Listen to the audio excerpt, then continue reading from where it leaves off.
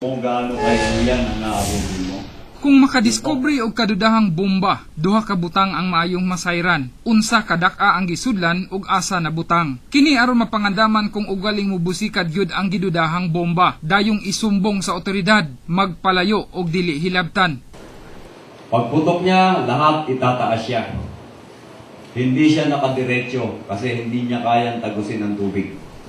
Sa usa ka pagtuon na sayran nga ang mga container nga dunay sulod nga tubig, epektibong panagang aron dili direkta ang direksyon sa pagbusikad ug malikayan ang mga gahi nga gagmayng makamatay nga butang manglupad nga gitawag og fragment. Tulo ka paagi ang gihimo sa mga terorista aron maduol sa target ang bomba. May gisuot ipailawom sa sanina o kaha sama sa usa ka sapatos niadtong December 2001 sa Amerika sa nasakpan nga pasahero pasakay sa eroplano. Ang popular nga itago sa sakyanan ug ang pagdala sulod sa usa ka container ug ibilin sa lugar aron daghan ang mamatay ug maangol. Kita mo, believed to be foreign items. Hindi mo siya pwedeng bubuhatin. So, again, use your analysis by asking questions. Why it is there? Why it is suspicious? Who placed it there? Has anybody moved that items from one place to another?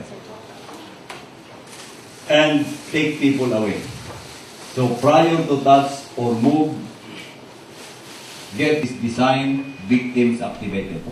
Kung naa sulod sa usa ka building o ka kwarto ang gituuhang bomba, ablihi tanan pultahan og mga bintana, gitudlo ang pag-ila sa bomba ug mga angayang buhaton aron makahimo sa panagang ang publiko. Tinguha sab nga makunhuran ang damyos kung mulampos ang mga daotang tao sa pagpamomba. Timan-i ang mga hotline number sa mga otoridad o lokal nga numero sa estasyon sa pulis sa inyong lugar nga matawagan panahon sa emergency. Rog Cultura, Patrol sa Caraga.